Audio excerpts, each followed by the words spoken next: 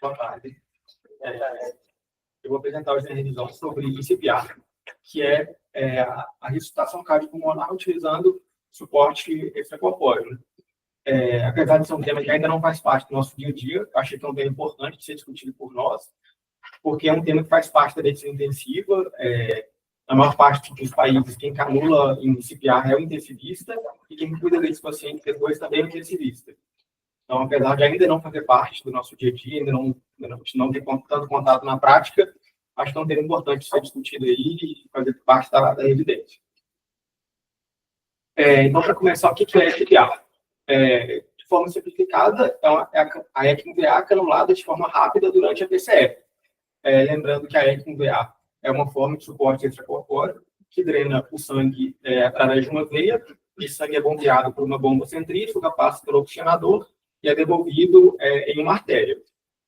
Então, é uma forma de suporte que fornece suporte tanto circulatório quanto respiratório. O objetivo de usar a ECMO-VA na PCR é restabelecer a perfusão de órgãos vitais e, com isso, pode servir como ponte para tratamento de causa reversível. Mas de onde surgiu essa ideia, né?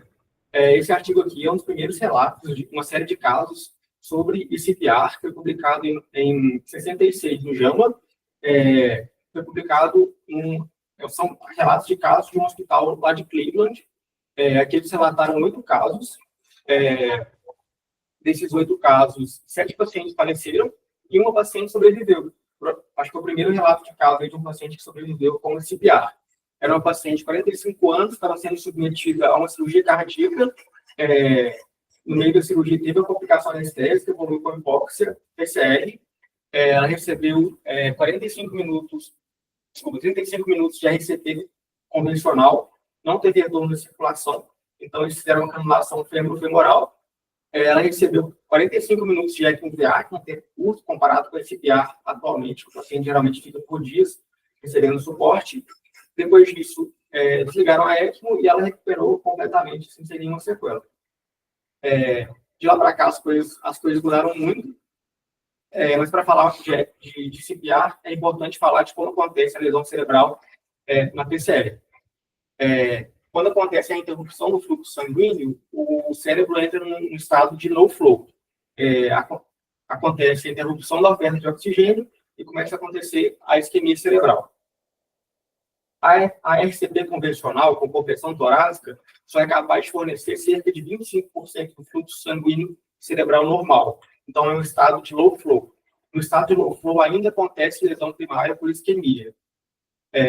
Então, o objetivo da CPR é evitar que essa lesão continue acontecendo. Em relação ao efeito da ECMO-VA durante a PCR, esse aqui é um estudo experimental, que é um dos principais que mostra como funciona, qual é o efeito da ECMO-VA com o coração parado, né? Foi um estudo com porcos, então eles anestesiavam os animais, canulavam em ECMO-VA, eram randomizados para fêmur subclávia ou fêmur femoral, e além disso passavam um balão intraórtico. Depois disso, eles reduziam o fluxo da ECMO aqui para um fluxo bem baixinho, só para manter o circuito funcionando, e induziam parada cardiorrespiratória e começavam o suporte. Então, eles avaliavam em fêmur femoral com balão intraórtico, fêmur subclávia com balão intraórtico. Esse aqui é o gráfico dos fluxos. Eles colocaram catéteres na carótida e na coronária para avaliar o fluxo carotídeo e coronariano com ECMO com o coração parado. Então, a gente vê que em relação ao fluxo carotídeo, que essas são essas barrinhas mais claras, tanto a fêmur subclávia quanto a fêmur femoral, consegue fornecer aí mais de 80% do fluxo basal. Então, o que é suficiente para que não aconteça mais a lesão cerebral durante a PCR. Em relação ao fluxo coronariano, também fornece mais de 60% aí nas diversas formas de canulação. Então, o efeito da CPR é interromper aquele low flow state. Com isso, interrompe a lesão cerebral, tanto primária quanto secundária, e o objetivo com isso é melhorar o prognóstico neurológico. Além disso, A CPR também consegue manter os órgãos com a perfusão preservada, enquanto se realiza procedimentos para potencialmente tratar causas reversíveis. Por exemplo, fazer uma angioplastia coronariana, fazer uma trombectomia no caso de TEP, e com isso aumentar a chance de conseguir reverter essa PCR. Mas para isso funcionar, os pacientes têm que ser bem selecionados. Então, tem que ser pacientes que têm uma grande chance de reverter a PCR. Isso geralmente, então, são pacientes com PCR de causa cardíaca e pacientes que têm uma boa chance de ter um desfecho neurológico satisfatório. Existem alguns critérios para tentar selecionar esse tipo de paciente. Então, tem alguns critérios que são relacionados ao paciente. Geralmente, existe um limite de idade, na maioria dos lugares, que é até 65 a 75 anos. Os pacientes também não podem ter uma doença crônica avançada, que limite o prognóstico. Existem alguns fatores relacionados à própria PCR. Então, geralmente se limita a CPR para pacientes que tiveram PCR presenciada, isso para garantir que eles não ficaram parados por muito tempo sem suporte. Então, para reduzir aquele tempo de no-flow. Geralmente também só são incluídos pacientes com ritmo inicial chocado, para tentar selecionar a etiologia cardíaca, que também tem um melhor prognóstico. Geralmente só se inclui pacientes com ETCO2 acima de 10, também tentando selecionar PCR de melhor prognóstico. E na maioria dos lugares, só são incluídos pacientes que tiveram um tempo de no-flow de no máximo 5 a 10 minutos, ou seja, tempo de PCR sem RCP, e um tempo de low-flow de no máximo 60 minutos, que é o tempo em PCR até o início do suporte com ECMO. E também tem alguns critérios de exclusão na maioria dos programas aí que fazem CPR. Então, por exemplo, impossibilidade de canulação femoral costuma ser uma contraindicação, porque a canulação fêmuro-femoral é o modo mais fácil, mais simples, mais rápido, que é feito na maioria dos serviços. Geralmente também são excluídos pacientes com contraindicação na anticoagulação plena, porque esses pacientes são dificuldade de anticoagulação na ECMO-EAP. Também são excluídos pacientes com regurgitação aórtica moderada ou importante, porque como a canulação é fêmuro-femoral, o fluxo na aorta é retrógrado, então se o paciente já tiver uma regurgitação aórtica moderada ou importante, isso pode piorar, a ECMO vai piorar muito a regurgitação. Geralmente também são excluídos pacientes que no eco se vê que tem um derrame pericárdico e que se suspeita de dissecção de aorta. A dissecção de aorta também é uma contraindicação, a canulação. E geralmente também são excluídos pacientes que já têm algum indicador de futilidade. Na maioria dos lugares se usa uma octata acima de 12 a 18, que isso marca um prognóstico da PCR muito desfavorável. Então, geralmente, esses pacientes são excluídos. Então, falando um pouco dos tipos de CPR. Existe a CPR para PCR intra-hospitalar. Esse provavelmente é o tipo mais simples, que requer uma logística menos complexa.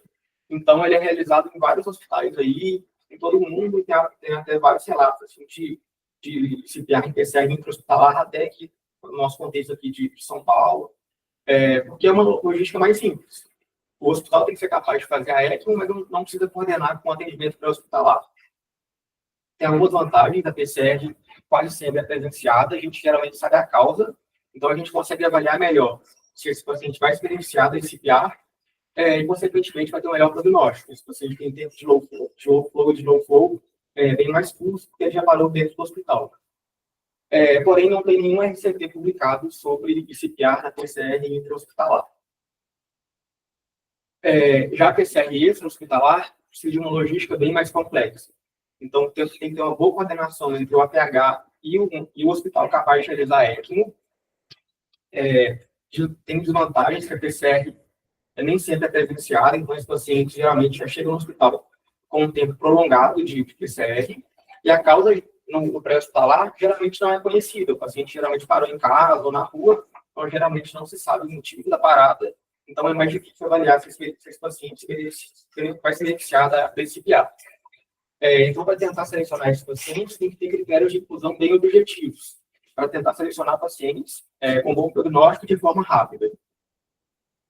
Ainda falando da PCR extra-hospitalar, existe a PCR extra-hospitalar, que é o CPR hospitalar, que é o tipo mais comum, que é feito de rotina assim, em alguns lugares do mundo. Nesses casos, o APH realiza a triagem dos pacientes, transporta para o hospital. Lá no hospital, a equipe já foi comunicada que o paciente está chegando, já fica preparado e canula o paciente na chegada do hospital.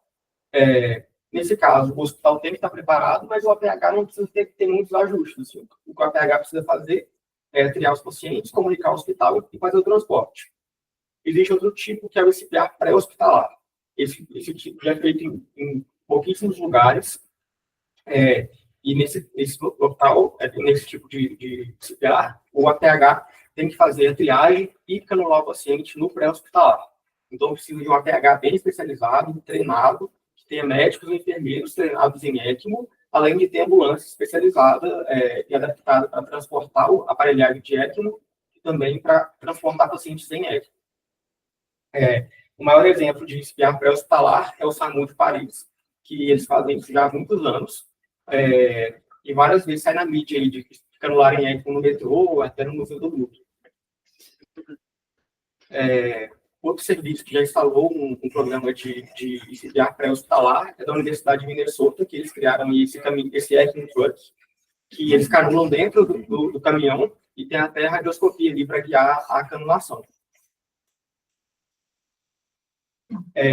Falando um pouco agora de aspectos técnicos, eu vou focar mais nos aspectos técnicos da CPR. Não vou falar tanto de ECMO-VA. Para quem quiser ver mais sobre ECMO-VA, tem 2 aulas boas no canal. Tem a aula do professor, que ele fala de ECMO-VA especificamente, e tem a aula do Paulo, que ele fala de ECMO em geral e fala bastante de ECMO-VA também. Então, em relação à canulação, a primeira opção é sempre femoral. Na maioria dos lugares, inclusive, é a única canulação que eles fazem, porque é mais rápida, mais simples, que as pessoas têm mais experiência e não interfere com a RCP que está acontecendo ali em cima do tórax. A canulação geralmente é bilateral. Tem preferência por canular venoso à direita, porque a veia femoral direita é mais próxima do átrio, e geralmente a arterial à esquerda.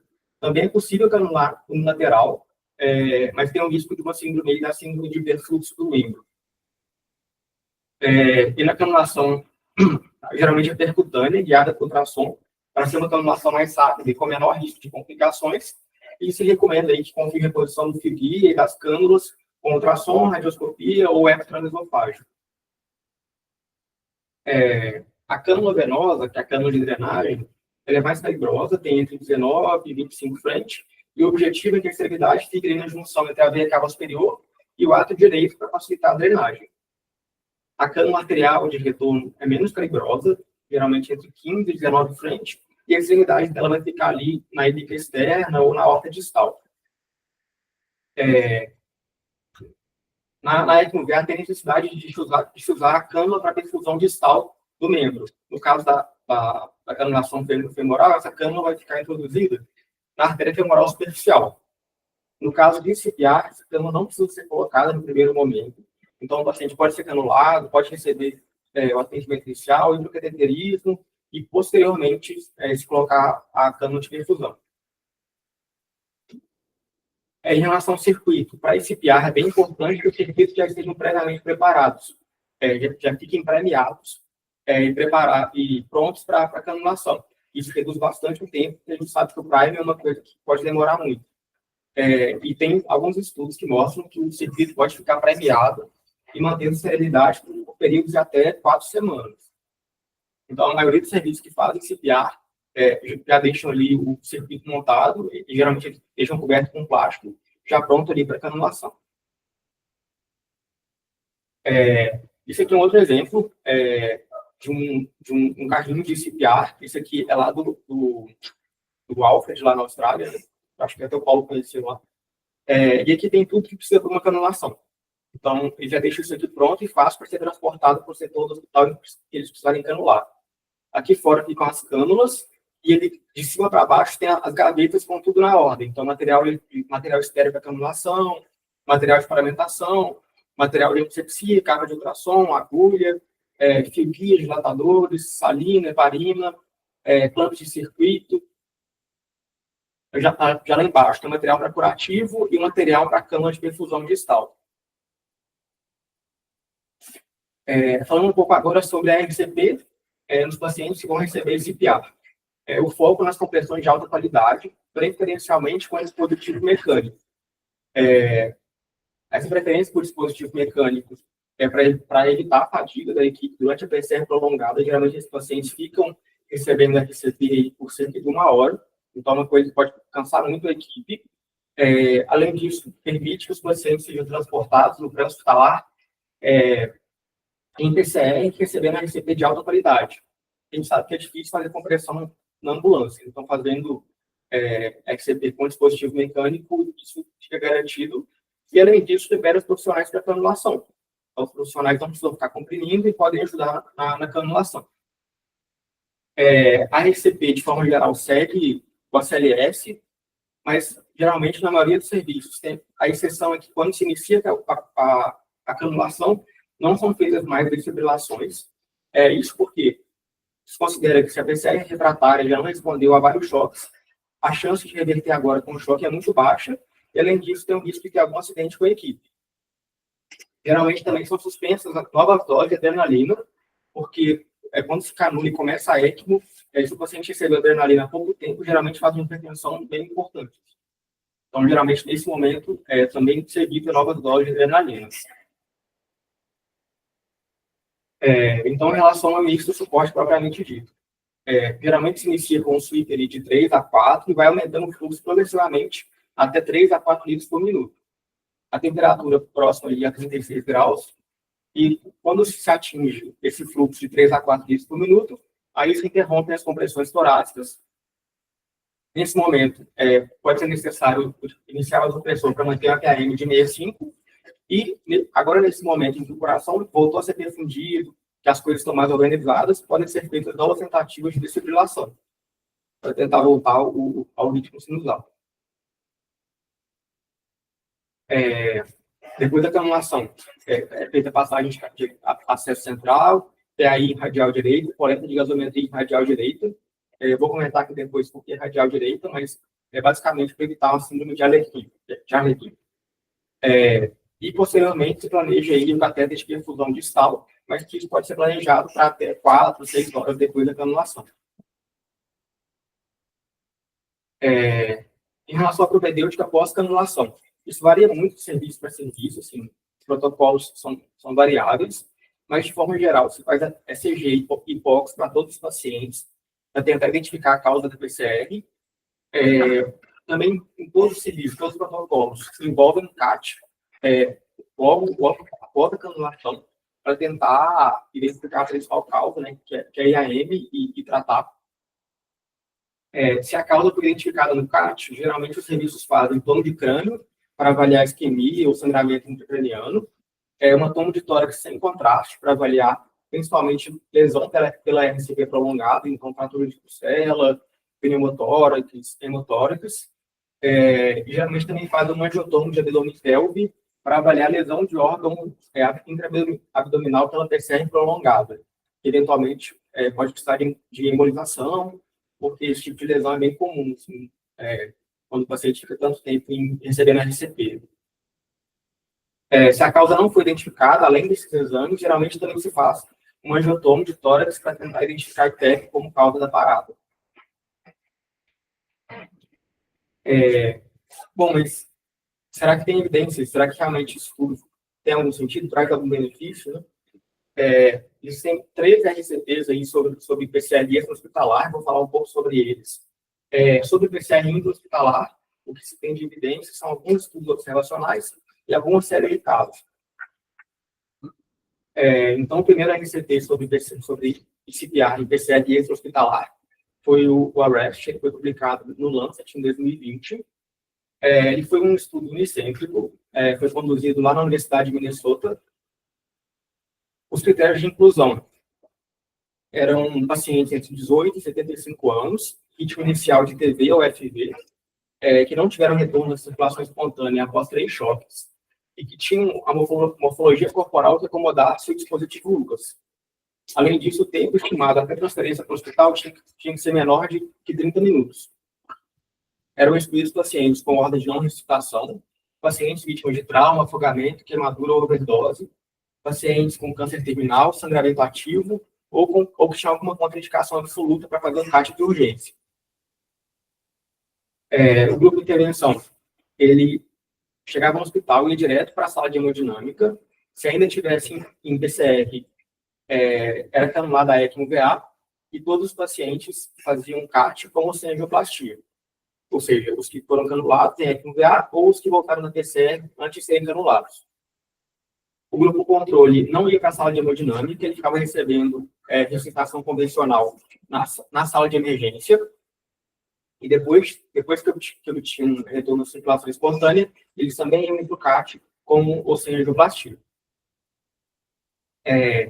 O ARREST foi um estudo pequeno, foi o primeiro a ser publicado, teve 15 pacientes em cada grupo, e o desfecho primário era a sobrevida até a alta hospitalar. 6 pacientes tiveram a sobrevida no grupo de intervenção e 1 paciente no grupo de controle. Isso com uma diferença absoluta de risco de 36%. Então, o ARREST foi interrompido por benefício da intervenção. Essa é a curva de sobrevida dos 2 grupos. Então, teve bastante diferença, com um benefício bem importante da intervenção. Em relação ao desfecho neurológico, essa aqui é uma tabela que é um gráfico que mostra o CPC Score, que é um score que avalia performance, principalmente em relação à lesão neurológica, vai de 1 a 4, o melhor é o 1. O grupo controle, um paciente teve alta com CPC de 4, mas na avaliação de 3 meses ele já tinha falecido. E o grupo do INCIPIAR, 3 pacientes tiveram alta com CPC de 3, 3 pacientes tiveram alta com CPC de 2, mas na avaliação de 6 meses, 5 pacientes do INCIPIAR já tinham melhorado o CPC, já estavam na categoria 1. Ou seja, os pacientes tiveram alta com um desfecho neurológico bom. Em relação aos tempos, o tempo até a chamada da emergência ao início da ECMO-VA foi uma média de 59 minutos. E o tempo da chegada na sala de hemodinâmica até o início da ECMO-VA foi de 7 minutos. Então, um tempo de canulação muito curto, mostrando que isso foi feito num centro muito especializado, que consegue canular ECMO muito rápido. O segundo estudo, o segundo RCT publicado, foi esse, o Pragioka, foi publicado no JAMA em 2022, e também foi unicentro. Foi conduzido lá no Hospital Universitário Geral, em Praga, na República Tcheca.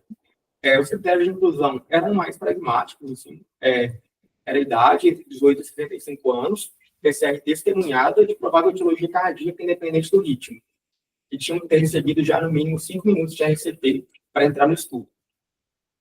Eram excluídos pacientes com ordem de não ressuscitação, com comorbidades limitantes, com diátese hemorrágica que contraindicasse anticoagulação, e excluídos também pacientes já com uma funcionalidade prejudicada, com CPC maior ou igual a 3. O grupo de intervenção, ele era transportado em PCR para o hospital, ia direto para a hemodinâmica, se ainda tivesse um PCR, era canulada a ECMO, e todos os pacientes eram submetidos a uma estratégia aí bem invasiva de diagnóstico. Então, faziam CAT com ou sem angioplastia, também faziam angiografia pulmonar, se o CAT não mostrasse a causa, e também faziam uma ortografia. Já o grupo controle era uma estratégia bem menos invasiva. Então, os pacientes ficavam sendo ressuscitados na cena e só iam para o hospital se tivesse retorno de circulação espontânea. O CAT era encorajado, os pacientes chegavam no hospital com retorno de circulação, mas não era obrigatório. Então, esse estudo, ele não é exatamente um estudo que comparou fazer CPR ou não fazer CPR. Ele comparou uma estratégia muito invasiva de transportar os pacientes em PCR, de fazer vários exames invasivos para identificar e reverter a causa, e que também incluía a SPA.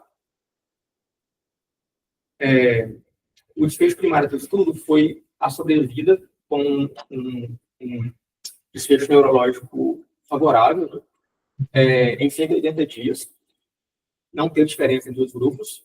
Também não teve diferença no desfecho em 30 dias, e também em relação à recuperação cardíaca em 30 dias. Esse estudo foi interrompido, ao contrário do outro, foi interrompido por futilidade. E já foi um estudo um pouco maior. Incluiu 124 pacientes no grupo da estratégia invasiva e 132 pacientes no grupo da estratégia convencional. Em relação aos tempos, quer dizer, em relação ao suporte recebido, 99% dos pacientes no grupo de intervenção chegou ao hospital e só 66% no grupo controle. Dos que chegaram no hospital, 66, quer dizer, do total, 66% foram canulados em ECMO, os que não foram canulados, a maioria porque tiveram retorno de circulação espontânea. E teve um crossover aqui que 10 pacientes do grupo controle também foram canulados em ECMO. O tempo de PCR até início da ECMO também foi um tempo relativamente curto, assim, de 61 minutos, 62, e o tempo até chegar no hospital a começar o suporte com ECMO também foi um tempo bem curto, assim, de 12 ou de 16 minutos. Também refletindo aí que esse é um centro que tem bastante experiência com ECMO e CPR. E por fim, o mais recente é o Inception, que foi publicado no New England em 2023. Esse já foi um multicêntrico, então é o único multicêntrico desses. Foi conduzido em 10 hospitais na Holanda. Também um estudo bem pragmático, assim, então os critérios de inclusão são idade entre 18 e 70 anos, ritmo inicial em TVF ou FB, sem retorno à circulação espontânea após 3 choques, e os pacientes tinham que ter recebido suporte básico de vida antes da ambulância chegar na cena. Eram excluídos pacientes com ordem de não ressuscitação, que já tinham doenças crônicas avançadas, que tinham cirurgia prévia de bypass femoral bilateral, e também os pacientes que já tinham um tempo de PCR, quer dizer, que teriam um tempo estimado de PCR até a canulação maior que 60 minutos. Grupo de intervenção recebia transporte intra-PCR para o hospital, e se chegasse no hospital em PCR, era canulado, e os cuidados pós-canulação ou pós-retorno de circulação espontânea eram de acordo com protocolos locais. Então, o protocolo desse estudo também foi bem pragmático, assim, não determinava o que tinha que ser feito com o paciente pós-canulação. O grupo controle também era transportado intra-PCR, chegava no hospital, ficava no departamento de emergência e recebia cuidados convencionais. O desfecho primário foi sobrevivido em 30 dias, com desfecho neurológico favorável, e também foi neutro. Também não teve diferença nesse desfecho em 3 nem em 6 meses. Em relação aos tempos, o tempo médio da chegada do hospital até o início da canulação foi de 16 minutos, e o tempo de parada até o início de ECMO foi de 74 minutos. Um tempo um pouco mais prolongado que os outros estudos, mas provavelmente refletindo que foi um estudo multicêntrico, que incluiu hospitais com menos experiência.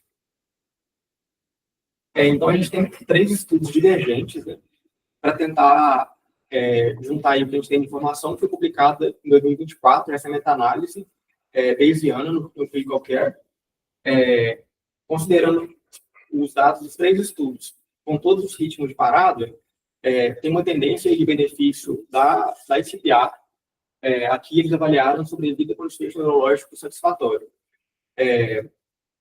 A probabilidade de que a ICPR tem algum benefício é de 91%, e de que tem um benefício maior que 5% em relação à diferença absoluta do risco é de 71%. Quando foram incluídos apenas pacientes com ritmos chocáveis, lembrando que o estudo de Praga inclui pacientes com ritmos não chocáveis, o benefício é maior. Então, a probabilidade de algum benefício desse ICPR é de 92%, e a probabilidade de um benefício maior que 5% foi de 75%. Então, como que a gente interpreta esses 3 RCTs? Assim, são RCTs com resultados divergentes. Uma crítica comum a eles é que os 3 foram estudos com PCR hospitalar e CPR hospitalar. Ou seja, o paciente parava na rua, era atendido, era transportado ao hospital e só então ele era canulado. Isso talvez resulte em um tempo de low flow muito prolongado. Só para ilustrar, o ARREST era 59 minutos, o de Praga 61, e o Inception 74. Ou seja, foi o tempo que esses pacientes ficaram recebendo a RCP convencional, que, como eu falei antes, não é suficiente para prevenir a lesão cerebral primária. Então, talvez esses pacientes já cheguem no hospital com algum grau avançado de lesão cerebral. Então, será que a solução para isso é fazer esse PR no pré-hospitalar? Para isso está sendo conduzido um estudo, que é o ONCINE, foi iniciado em 2021, na Holanda, e ele é o primeiro programa nacional de CPR pré-hospitalar. Os critérios de inclusão são pacientes entre 18 e 50 anos, e eles estão incluindo pacientes com ritmo inicial chocável, ou com ritmo não chocável, mas que a suspeita principal seja de TEP. Para ser incluído no estudo, o paciente tem que estar em PCR refratária, que eles definem como mais de 25 minutos, mas não pode ter passado de 45 minutos, também para tentar selecionar pacientes com um prognóstico melhor. O OnCine, ele é baseado em estratégia que usa helicópteros, então a equipe é composta por um piloto, um auxiliar de piloto, um médico, um enfermeiro, especialistas em ECMO. Eles têm 4 bases, 4 helicópteros aí espalhados pelo país, e com isso eles conseguem cobrir quase que o território da Holanda inteiro. O estudo começou em 2021, e lá para cá eles já tiveram várias simulações de ECMO em vários lugares, assim, bem diversos. Então, o estudo foi iniciado em 2021. Eles têm os dados aqui até do mês passado, eles já tinham incluído mais de 100 pacientes no grupo de intervenção e cerca de 90 aqui no grupo controle. Então, acho que em breve a gente deve ter mais resposta aí se a ICPR pré-hospitalar tem algum benefício talvez maior do que canular só no hospital. Falando agora um pouco de complicações da ICPR, bom, existem as complicações relacionadas à RCP, então pode ter fratura de arcos costais, hemotórax, pneumotórax, lesão de órgãos intraabdominais, e tem as complicações relacionadas à granulação, sangramento, lesão muscular, infecção, isquemia de membros. Falando das complicações específicas da ECMO-VA, uma das principais é a distensão ventricular esquerda, que é uma complicação que acontece justamente pela canulação, que gera um fluxo retrógrado na aorta e aumenta muito a pós-carga do VE. Então, esse VE, que já não estava funcionando bem, agora tem um aumento muito importante da pós-carga. Então, o VE fica distendido, acontece um aumento da pressão diafragmática final no ventrículo, com isso gera edema pulmonar, pode gerar uma isquemia subendocárdica, que vai prejudicar ainda mais a função do ventrículo, e nos casos extremos, pode chegar um ponto em que a válvula aórtica nem consegue abrir. Então, o sangue fica estagnado dentro do ventrículo e pode acontecer uma situação catastrófica de trombose intracavitária. Para tentar monitorar a distensão do VE, o que a gente pode fazer é acompanhar a pressão de pulso. Uma pressão de pulso menor que 10 milímetros de mercúrio sugere que pode estar acontecendo a distensão do ventrículo e também acompanhar sinais aí de edema pulmonar. Além de fazer ecocardiogramas seriados para tentar avaliar a distensão do ventrículo, função ventricular e também a abertura da válvula aórtica. Para manejar a distensão ventricular, existem algumas opções. Então, a gente pode usar inotrópicos para tentar melhorar a contratilidade. Pode usar o balão intraórtico para tentar reduzir a pós-carga. Pode usar o Impella, que é aquele dispositivo que a extremidade fica posicionada lá no ventrículo e ele suga sangue do ventrículo para a raiz da aorta. Então, isso também ajuda a esvaziar o ventrículo. Pode usar o Thunderheart, que é uma forma de suporte extracorpóreo, que a cânula ela é inserida por uma veia, mas que ela passa através de função transeptal para o átrio esquerdo. Então, também ajuda a esvaziar e descomprimir as câmaras esquerdas. Pode ser feita uma atrioceptostomia, que é um procedimento através de hemodinâmica, que se faz uma punção e um balonamento ali do forame oval. Então, com isso, também consegue descomprimir as câmaras esquerdas, que vão drenar para o átrio direito. E a forma mais definitiva, porém mais invasiva, é a drenagem transapical, que se insere um catéter de drenagem no ventrículo esquerdo, por uma toracotomia esquerda. Essa cânula vai drenar direto o sangue do ventrículo e esse sangue vai ser drenado lá para a alça venosa da ECMO. Uma outra complicação é a síndrome de Harlequin. Enquanto a distensão é uma consequência do ventrículo não funcionando bem, a síndrome de Harlequin é uma consequência do ventrículo voltando a funcionar. Então, no começo do suporte, o sangue que vai ali para os membros superiores, para a cabeça, ele vai vir todo da ECMO, porque o ventrículo não está conseguindo injetar bem. À medida que ele vai conseguindo começar a injetar, o sangue que vai para os membros superiores e para a cabeça começa a vir do ventrículo. Isso pode ser um problema se a oxigenação pulmonar não estiver boa. Então, geralmente, é um problema que acontece quando o ventrículo se recupera, mas o pulmão ainda não se recuperou, ou se está utilizando uma ventilação muito protetora, que não permite bem a oxigenação do sangue que chega no ventrículo. Por esse motivo, a gente monitoriza a saturação e gasometria sempre do membro superior direito. E para manejar isso, a gente pode otimizar a oxigenação pulmonar, ou nos casos que o pulmão está muito ruim, a gente não consegue otimizar, pode ser necessário mudar a configuração da ECMO para uma ECMO VAV.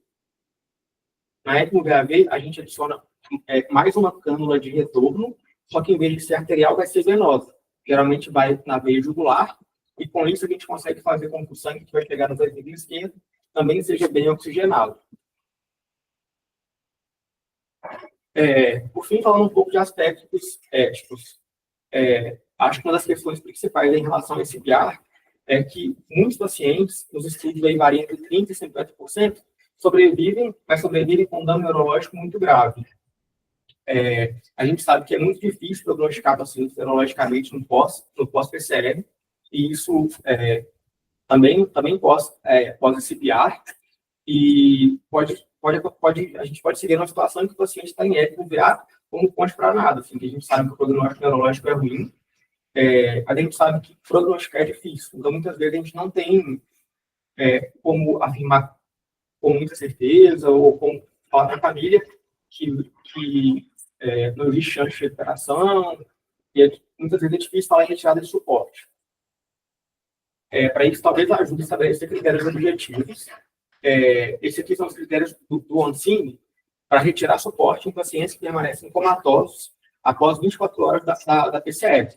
Então, eles usam pacientes com ambas pupilas dilatadas e não reagentes após 24 horas da PCR, pacientes com ausência de resposta bilateral no exame de potencial evocado sensitivo, pacientes com EEG mostrando padrões altamente malignos, ou que tenham padrão de supressão, ou que tenham descargas periódicas generalizadas em fundos elétricos. Mas a gente sabe, a gente vai ter uma revisão do Rodrigo sobre isso, né, que os critérios que são específicos são pouco sensíveis. Então, provavelmente, esses critérios aqui, apesar de poderem afirmar com certeza que o paciente não vai se recuperar, eles vão estar presentes em poucos pacientes. Então, existe esse aspecto ético que talvez, fazendo esse PIAR, a gente traga muitos pacientes numa situação de sequela grave, que talvez sejam até pior do que a morte. E um outro fator, para finalizar, muito importante, é a parte do custo. A gente sabe que a ECMO é uma terapia muito cara e que os RCTs que a gente tem até o momento não mostraram um benefício claro. Então, o custo-benefício é bastante questionável, principalmente num cenário como o nosso, de falta de recursos, que talvez a gente gaste muito dinheiro com terapia sem benefício comprovado, e enquanto outros pacientes estão não recebendo tratamentos melhores, com mais comprovação por falta de recurso. Além disso, pacientes que sobrevivem a esse PIAR precisam de uma internação muito prolongada, muito tempo em UTI, com várias necessidades de suporte, que também acarreta muitos custos. E, além disso, tem a questão da alta probabilidade de alta hospitalar com lesão neurológica grave, acarretando aí em muitos custos para a família e também para a sociedade.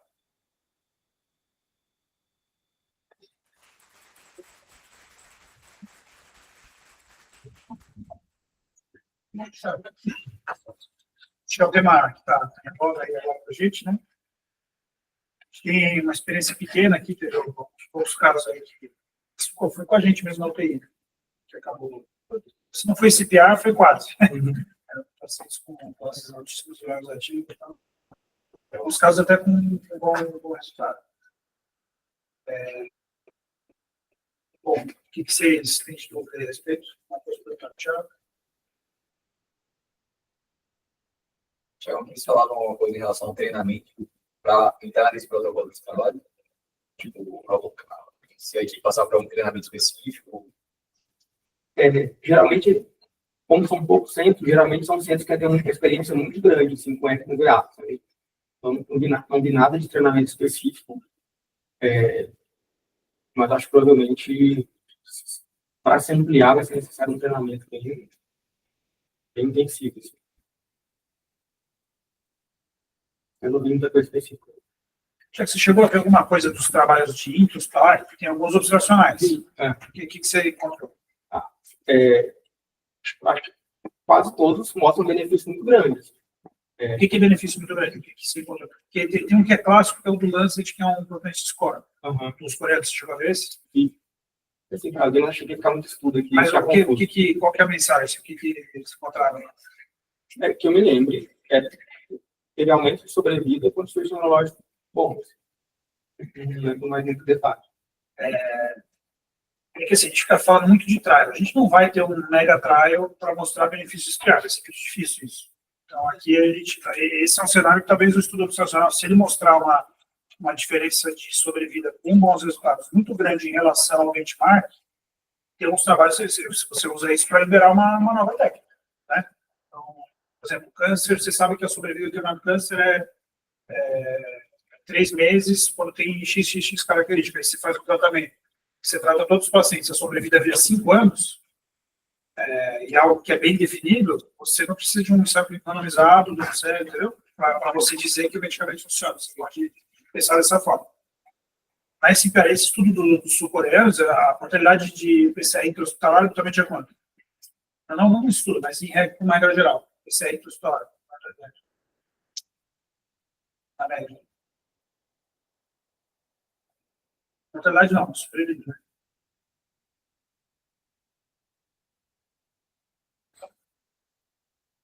É 3 a 5%.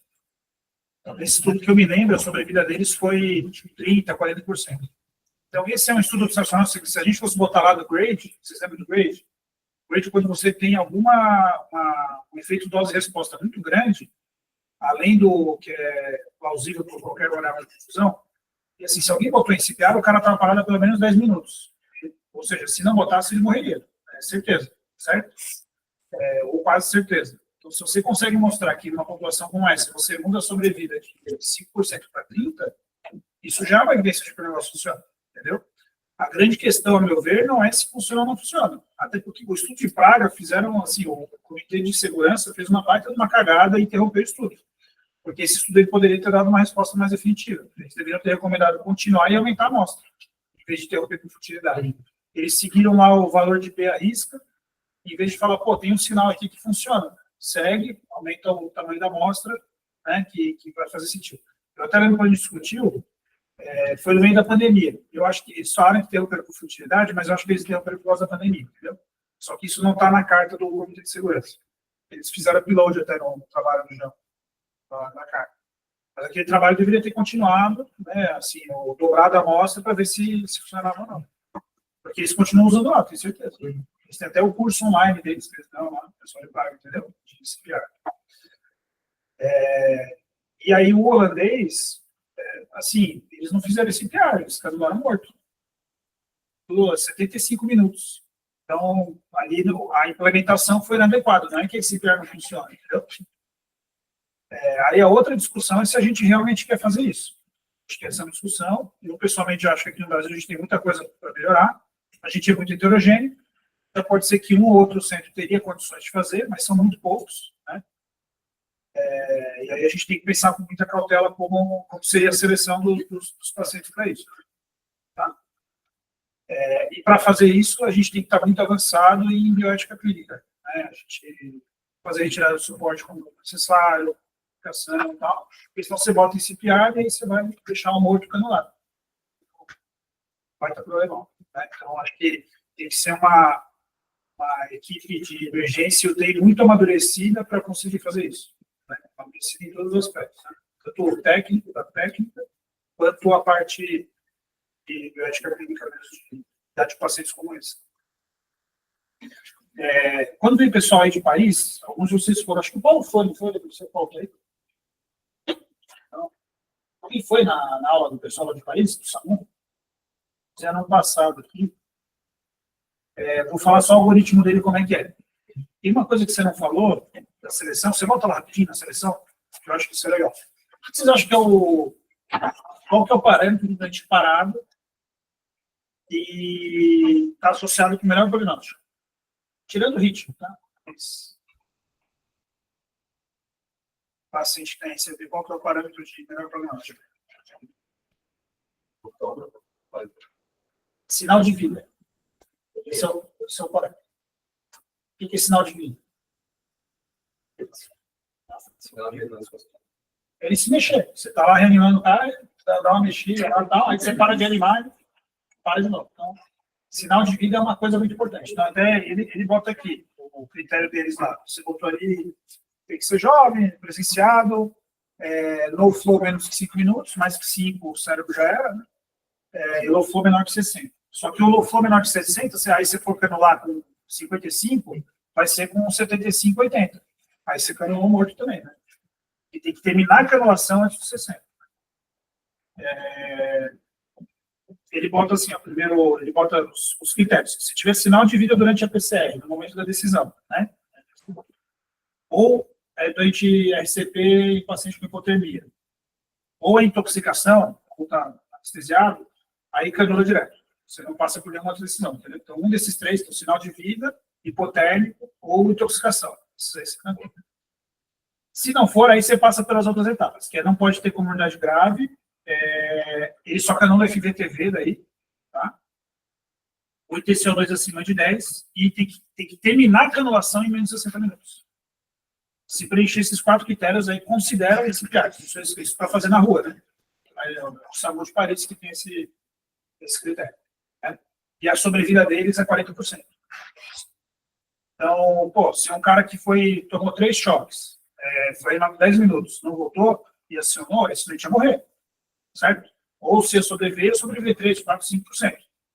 Então, a gente não precisa de ensaio clínico para mostrar que funciona, nesse caso, na minha opinião, entendeu? Aqui, realmente, pô, você botar um negócio para dar sangue onde não está cheio de sangue mais. Né? É uma intervenção realmente bem diferente. Então, eu acho que isso é legal lembrar. E só da fisiopatologia da PCR, quem que consegue me dizer as 3 fases da PCR? Patologicamente falando.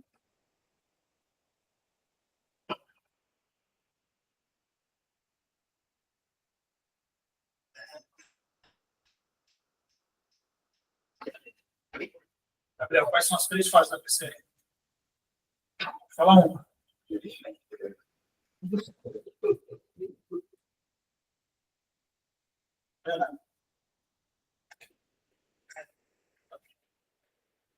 Rodrigo. Não. Alguém? Eu sou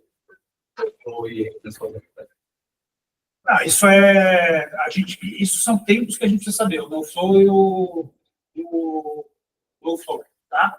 Mas do ponto de vista patológico, você sabe, já chegou a ver isso? Você tem a fase elétrica, que é quando você pega na fase inicial, que é quando o paciente vai responder à respiração na fase inicial. Geralmente esse paciente ele vai PCR, você vai lá, vai dar o choque e ele vai voltar direito, tá resolvido aí. Mas a fase elétrica dura poucos minutos. Passado alguns minutos, você entra na fase circulatória, então o paciente começa a ficar mal profundido, certo? Então, isso é mais ali 5 a 20 minutos. Passou disso, é o que a gente chama de fase metabólica, que é o paciente fica hipocalcêmico, acidótico, começa a ter eletrolítico, etc.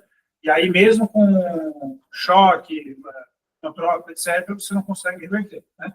Aí, daí que vem a ideia, né, de a gente começar a dar o choque, depois eu vou dar adrenalina, sei lá, um suporte para ver se tira da parada, e depois eu fazer outras magias, bicarbonato, cálcio, que na fase metabólica nada funciona, né? Se a gente for ver, a evidência é muito baixa de qualquer coisa que você faça na fase metabólica. Então, a ideia, no caso da SCPR, é que você pegue o paciente na fase circulatória, hein? Antes de ele estar na fase metabólica, que daí já isquemiou, já teve uma isquemia global, não só distribuição central, entendeu? E você tem que recuperar essa fase. Aí ele vai estar num período de no flow prolongado, mas é onde você teria algum potencial benefício, né? Tá? Professor, esse Conitec estaria mais próximo de aprovar uma SPR ou uma ECM? Acho que não vai aprovar nada. Eu, sinceramente, assim, realmente eu não sei se teria que aprovar. Nenhuma das duas. Eu sou uma pessoa que eu sou um pouco mais cético com relação a isso. Ou, assim, qual que é o problema? O último parecer, eles disseram que não funciona. Isso eu acho que é errado. Ele não pode dizer que não funciona. A gente pode dizer assim, funciona, mas os pacientes estão morrendo porque não tratam a hipertensão e diabetes, a gente tem que investir nisso. Aí eu acho que é uma avaliação bem válida. Entendeu? Agora, dizer que não funciona, aí se é que o mundo inteiro está usando, todo mundo, né? Isso já veio um ponto passivo. Ninguém duvida disso. Aí a gente fica usando os trabalhos que tem e fica hiperinterpretando o intervalo de confiança. Entendeu? Agora, tem o gap entre dizer que funciona eficácia e implementação. Esse realmente é o problema. Eu acho que no nosso SUS, esse gap é ainda maior. A chance de botar para usar e não funcionar, como foi no estudo de IMAD, é enorme. Né? Não funcionar na prática. Entendeu? Por isso que teriam que ser sempre superselecionados, teria que ser algum projeto diferente. Mas eu não vejo por que ter uma aprovação nacional para todo mundo poder começar a usar. Mas eu acho que faria sentido ter um projeto nesse sentido. Vamos criar centros específicos que tem um bom expertise, que tem um amadurecimento grande da equipe, para fazer toda a tomada de decisão, desde a anulação até a retirada do suporte necessário. Aí eu acho que faria sentido. Mas eu acho que na Conitec não passa. Não sei. Depende muito de quem estiver lá. Mas se você for fazer uma avaliação, que a avaliação econômica depende da perspectiva. Você pode fazer da perspectiva do sistema de saúde, da perspectiva do país. Você pode fazer uma perspectiva mais individual também, né? Individualmente, funciona. Não tenho dúvida. Entendeu? Para o sistema de saúde, ao a gente fazer isso, a gente vai tirar dinheiro de algum lugar e teria mais impacto. Vacina, sei lá. Tá? Então, eu acho que a gente teria que... Depende da perspectiva da análise. Assim como o dispositivo de assistência ventricular, todas essas coisas. São caríssimas, aí a gente não trata infarto agudo, e depois vai botar uma assistência ventricular no cara que ficou com ciência cardíaca, né? Na Itália, eles avaliam, funciona para eles, que uma parte dos pacientes que foram submetidos a esse no prognóstico bom acabam virando dores, né? Então, para eles, foi visto que diminuiu muito o tempo de fila na espera de órgãos e é competitivo não. E isso é um efeito colateral positivo, né? Acho que no estudo de Praga, não foi? Sim. Que eles mostram, acho que dos que morreram, vários... Foi 11% do... vários vão para a doação. E para a gente aqui não é um problema, porque a gente tem muito trauma. Lá eles não têm tanto quanto aqui, mas as nossas filas são privadas. Mas assim, aí entra a questão de fazer o diagnóstico. Vocês conhecem unidades que não fazem diagnóstico quando você faz, né? Então, eu acho que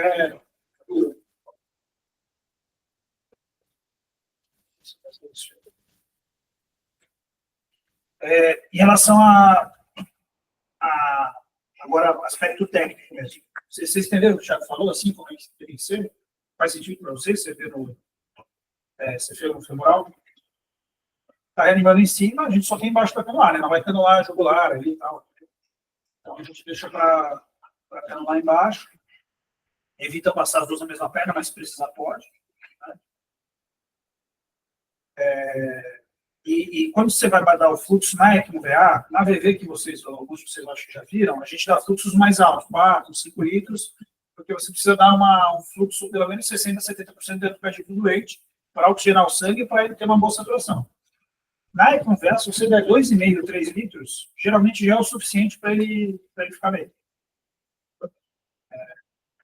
É só vocês imaginarem os pacientes com insuficiência cardíaca grave. Às vezes o paciente está com 2,5, 3 litros de débito cardíaco e ele está bem, ele não está com uma perfusão de Então, é o que a gente faz geralmente para começar 2,5, 3.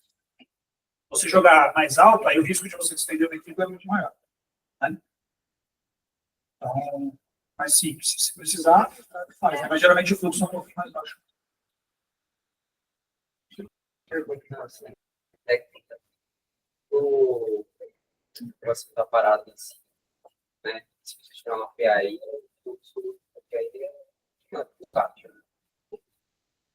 mas você tem que passar pelo geralmente passa pelo. A direita mesmo. Que é de onde você coleta gás. Certo? E aí você vai ver o pulso como é que tá. Geralmente você quer que tenha batimento cardíaco. Se não tiver, isso é uma emergência. Se o paciente parar o coração. Você tem que correr atrás para resolver. Você vai baixar o fluxo da ECMO, você vai dar inotrópico. Isso é o que a gente faz na UTI facilmente. Se isso não resolver, o que a gente fez aqui algumas vezes é a adocetostomia, mas que não é muito eficiente. Tá? O Tandenheart a gente não tem, né? Mas assim, a adocetostomia meio que seria parecido com isso. E aí o que resolve mesmo é canular a ponta. Mas aí você tem que estar no, sei lá não importa a daria certo. Você tem que ter um cirurgião cardíaco parceiro para o cara vir a hora que for para canular a ponta do ventrúculo, entendeu? Ele, para drenar o ventrúculo, certo? Eu penso assim, mesmo nesse pilar, tá bom, não tem que parar. Não dá, mas assim, aí pode acontecer isso. Você, assim, tem alguns casos, Gabriel, que o paciente com o coração parado não tem como. Assim, fica 6, 12, 24 horas e depois ele volta a bater. Entendeu? Ele fica, o miocárdio fica atordoado, ficou parado, e aí depois de um tempo ele volta a recuperar a função. Entendeu? Então isso pode acontecer. Não é impossível, não. E aí geralmente dura algumas horas, logo após, né? Então, sei lá, umas 6 horas. Geralmente a gente vai observar, vai tentar articular, vai ver assim, se você deixa um fluxo mais baixo, ele está clarando o lactato, está melhorando, você vai deixar o menor fluxo que mantém a perfusão adequada do paciente. Para ver se o coração volta a bater. E se ele, nesse momento ainda, nessas primeiras horas, não tiver fazendo edema agudo, dá para você levar um tempo, entendeu? Antes de pensar uma medida mais drástica. Né? Dá para passar o balão intraórtico também. Os franceses, eles meio que passam de rotina, né? O PT, eles passam a ECMO-VA, geralmente eles passam o balão intraórtico de rotina. Mas quando a gente vai ver os trabalhos, se passar de rotina ou só se necessário, o desfecho é meio semelhante, não muda muito, sabe? Você passar de rotina versus demanda. E a gente tem vários casos que a gente já viu de ECMO-VA que não precisou. Aí os pacientes não precisam mesmo. Acho que vai precisar de descompressão do VA mesmo em torno de 20%, dos pacientes, sabe? Aí a estratégia que a gente teria para fazer na UTI é isso, é endobútaros, porque você tenta dar o natural, que o coração não bate um pouquinho mais, hemodinâmica, corticectomia e balão intraórtico, mas isso aí é cirúrgico. Quando o paciente voltava e não tinha batimento, eles chocavam 3 vezes seguidas para ver se ele voltava. Você viu alguma coisa em relação a 3 vezes seguidas é o protocolo de serviço, 3 vezes seguidas Depois de canular, né? Eu vi alguns protocolos que faziam isso, assim, que ligava a ECMO, esperava circular por alguns minutos e depois chocava até 3 vezes. Eu tentei achar algum protocolo assim, para tentar ver como se faz em cada lugar, mas achei pouquíssima coisa. Mas os que eu vi faziam isso. E agora tem até a dupla desfibrilação, né? Os trabalhos, sim, não sei se vai ajudar muito, mas a possibilidade também. Volta 4 passos. Agora a dupla desfibrilação. O que mais? Falei do SAMU.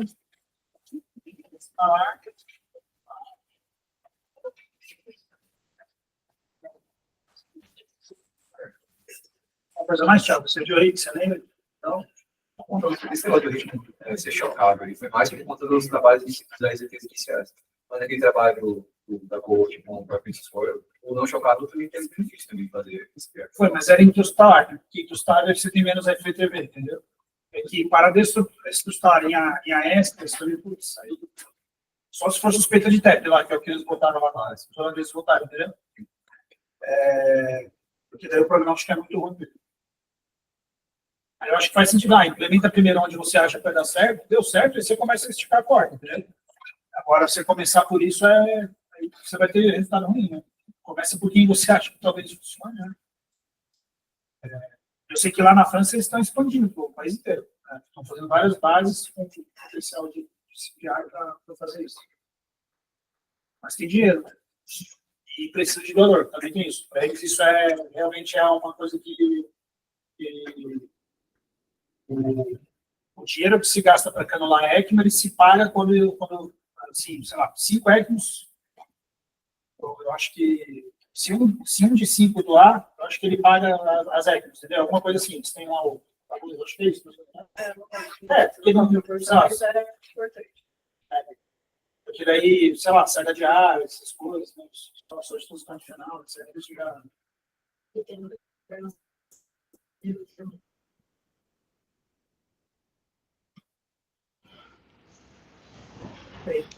sei, a gente não sabe quanto é que pode... Né? Mas a Cointec geralmente tem sido bem criteriosa no sentido de fazer perspectiva do sistema de saúde. Né? Tem várias drogas que são liberadas fora, tal, né? E até aprovadas pelo IAS, mas que aqui a Cointec não tem aprovado, porque a nossa perspectiva é cada vez mais. Ô, Bruno, só uma dúvida da parte Você chegou técnica a da ver coisa. algo? Você viu como é que né? Isso também tudo preparado, deixar rodando a máquina, não. Não, é que na verdade lá tem em Milão, que aí tem 5 centros que fazem. E tem um que é o principal que não foi do que é o São Rafael. Eu fiquei no centro de ECMO, que é referência para ECMO do bebê.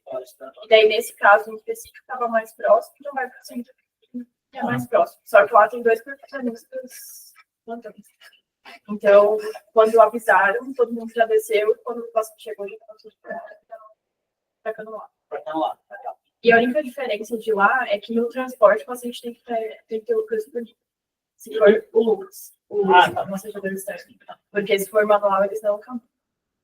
Até perguntei por quê. Eu acho que Eu acho que não confio. confiamos em seres humanos. Mas era o critério do Arrest. O Arrest tinha que ser pacientes que podiam botar o Lucas, aí eles entraram no critério. É critério de um trial, pelo menos, né?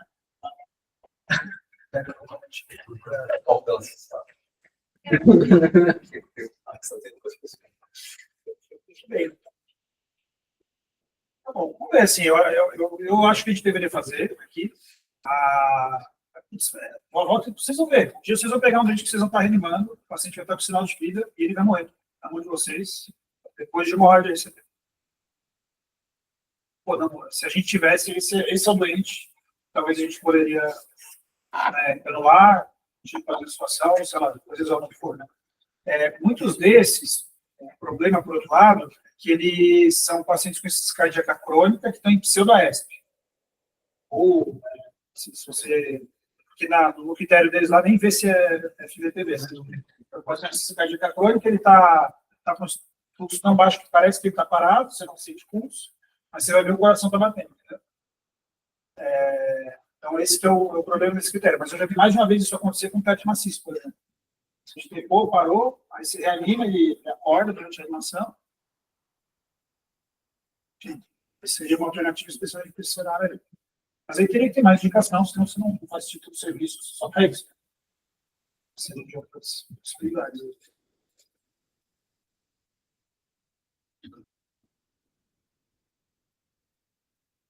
Bom, só te dar parabéns. Bom almoço vocês.